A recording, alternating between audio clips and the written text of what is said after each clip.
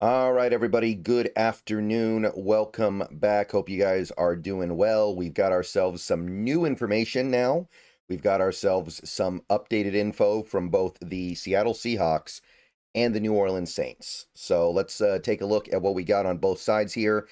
We're going to take a look at Nemhauser's tweet. And shout out to Nemhauser. He's the one guy on my Seahawks list that always posts the injury report with both teams on one image.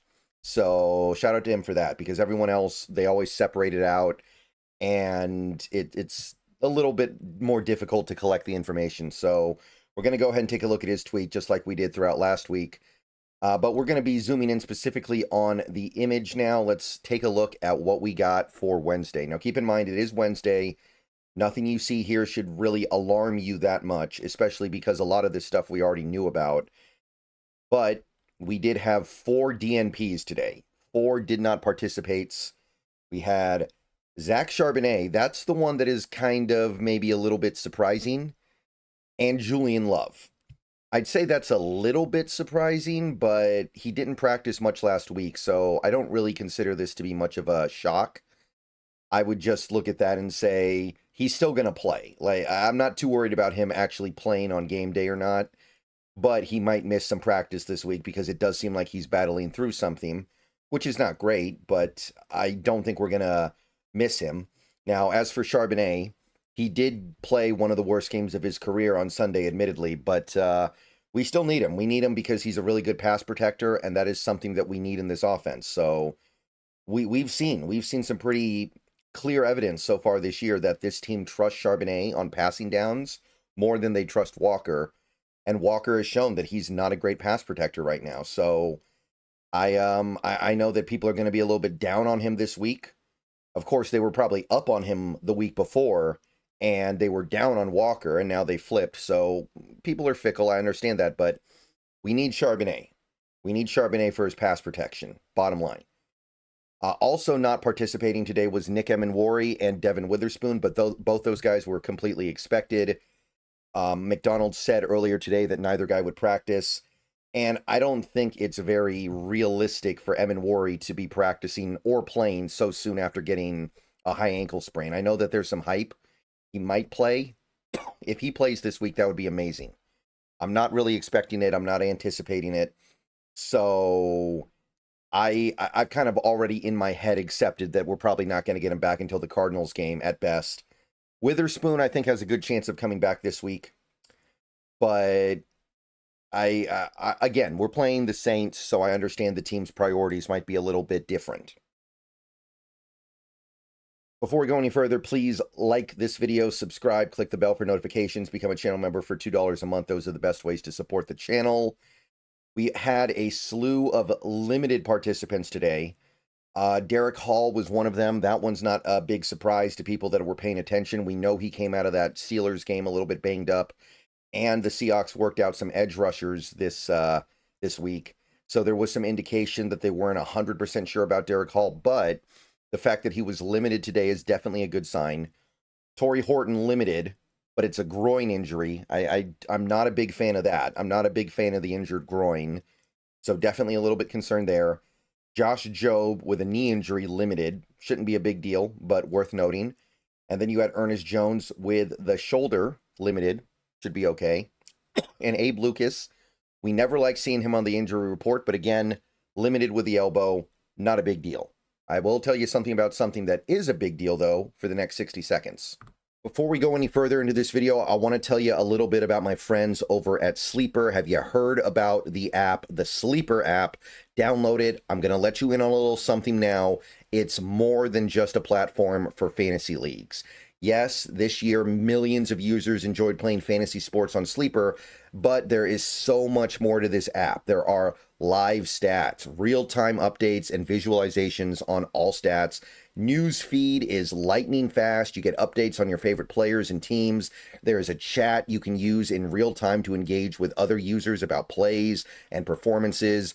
All kinds of fun stuff like that over there. So download the Sleeper app, the #1 sports app today. Experience it yourself. Use promo code SBN to get a $100 match on your first deposit. Terms and conditions apply. See Sleeper's terms of use for details. currently operational in over 25 states. Check out Sleeper today. SBN promo code. Back to the video. All right, welcome back. So we're not off to a great start this week, admittedly. Like, you don't want a bunch of your players working at less than 100%, but I would not anticipate a lot of players missing the game this week. Like, Worry, probably. Witherspoon, one way or the other. I don't have a great read there. But I'd expect pretty much everybody else on this list to play as of right now. That would be my read, so I wouldn't worry about it too much. I know that this is the NFL, but I'm sure that there will be a little bit of a lean towards taking it easy when you're playing the Saints at home and you know you're about to have this Thursday night game against the Cardinals. You want to have your horses for that game a lot more than the Saints game. Not just because you expect the Saints to be an easy win, but also because beating the Cardinals is just more valuable because they're a division rival and they're more likely to be involved in the playoffs. All right, now we go over to the Saints side. It's not great over there either. The Saints got some problems too. Their offensive line is not in a good state. You've got their starting right tackle, Fuaga. We talked about him plenty in the draft a couple years ago. Knee and back injury, did not participate, so that's not a very good sign, especially when you've got two different things you're working through. You've got Trevor Penning, who's limited, so that might be something that is not that big of a deal. It is worth noting, though, that his nominal backup at guard, Dylan Raduns, I remember talking about him a lot in the draft a few years ago as well. I think it was, 2021, did not participate. So if something is going on with Trevor Penning to where he can't play, their backup also cannot play, it looks like, or at the very least has a chance of not being able to play. So that is definitely something that I think we need to pay attention to. So this offensive line, which is already not in the greatest of situations just to start with, is kind of beat up right now. Fuaga would be a significant loss for them. That was obviously a first-round pick for them just a little bit ago. So definitely going to monitor his status tomorrow, and if he doesn't practice, then there's a really good chance he doesn't go. Beyond just the offensive line stuff, Trey Palmer has the hamstring injury, but he was limited, so I imagine he's going to be fine. You would typically expect it to be fine unless it gets worse. Chase Young, with the calf injury, did not participate today. There is some risk there, and he's obviously one of their key defenders. Chase Young has not lived up to the billing since entering the NFL, obviously, but he's a good player, and he is starting on that defense.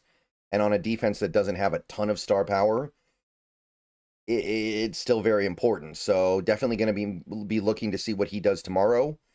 So the Saints list is certainly shorter, but there is some significant impact here. Fuaga would be a big loss, and Raduns could be a big loss if the Penning situation is in any way murky. It looks like he'll play because he's limited today, but understand that things can get away from you. So that's it for the first injury report of the week. Let me know what you guys think. I'll see you guys either later today or tomorrow. I don't know if I'm going to post another video today. By the way, I posted a video like 45 minutes ago. I usually don't push the videos that close together, but I made that video, I put it up, and then the injury report came out like 25, 30 minutes after. So I just had to go with it. So if you haven't seen that video yet, go check it out. Just went live less than an hour before this one. See you guys soon. Go Hawks. Everybody have a great rest of your day. Should be on Twitch later. Might make another video later. We'll see. But either way, see you soon.